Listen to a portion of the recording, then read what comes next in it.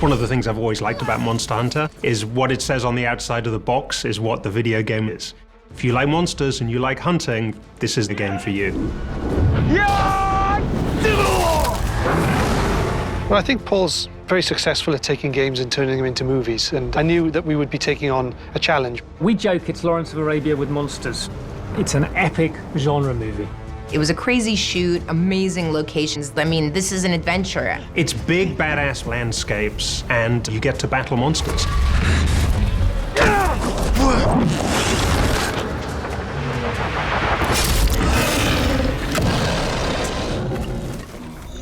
I got into Monster Hunter 11 years ago. I played it in Japan. I fell in love with the creatures, the beautiful landscapes, the themes of the video game. So I optioned it from Capcom.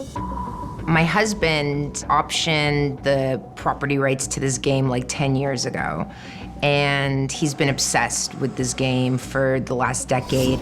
This has been the longest I've ever worked on a film project, and I'm kind of glad that it took that long because the game has evolved. It's become a worldwide phenomenon. Monster Hunter is a Capcom game, and they've done a fantastic job in building this franchise. It's been remarkable how much they've allowed us to take this project and adapt it in a way that we think it could become a feature. Absolutely. The fans of all these games are very passionate about the games, and so when you stick your head above the parapet and make a film about the game, you better get it right. There's not a lot of information on the internet, so we hired a consultant who's a gamer who's managed to finish this game. He came in and he would dress avatars for us, and then we managed to compile quite a good wardrobe that we could pull from. We reference things that you might not notice straight away, things like hieroglyphics on the rocks, for instance, you know? The game is splattered with them, and so it's a subtle thing, but it means a massive thing to the fans. Thomas, the production designer, he's really referencing the game, but he's also extremely smart on how to make something epic.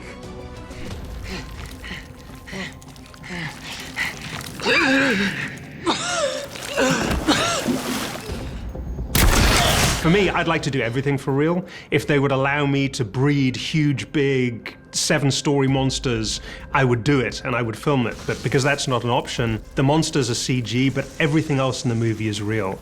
So we shot in a lot of very, very remote landscapes in Africa. A lot of them had never been put on film before, which is really exciting. Some of the locations that we filmed in Monster Hunter were beyond extreme. We literally had these tent villages in the middle of nowhere, like 200 miles away from the nearest little general store.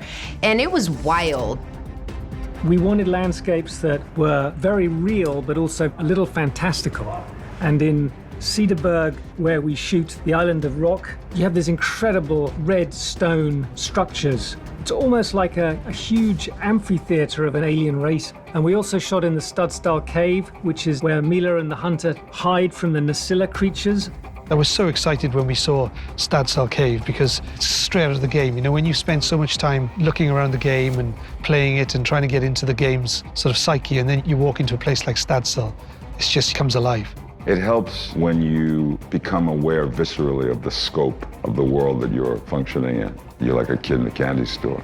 Being able to shoot on these locations, I definitely think gives this movie reality that you don't get sometimes in these big visual effect movies, but really like grounds everything.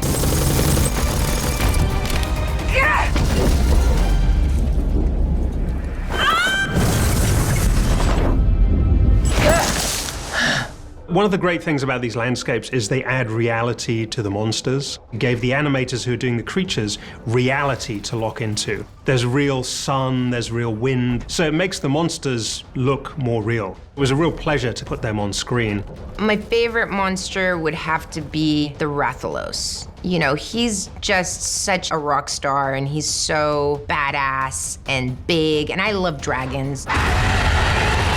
Rathalos, he's one of the toughest creatures to kill. He's a beautiful creation. He's been in nearly all of the games. But one of my personal favorites is a creature called the Nasilla, which is kind of like a cross between the alien and a giant spider.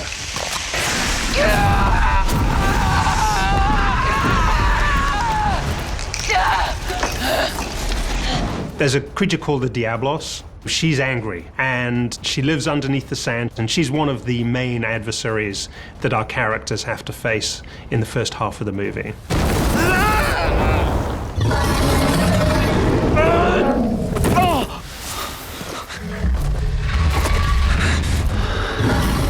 There's also the Remobra, which is a creature from some of the earlier games. It's like a cross between a hammerhead shark and a snake.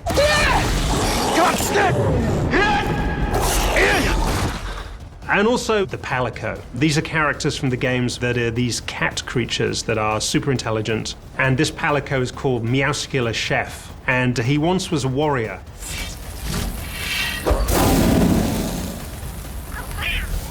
And then at the very end of the film, we have the Gormagala, which is a very rare creature from some of the earlier games. And that's a kind of setup for a little sequel, potentially. Aim for the belly!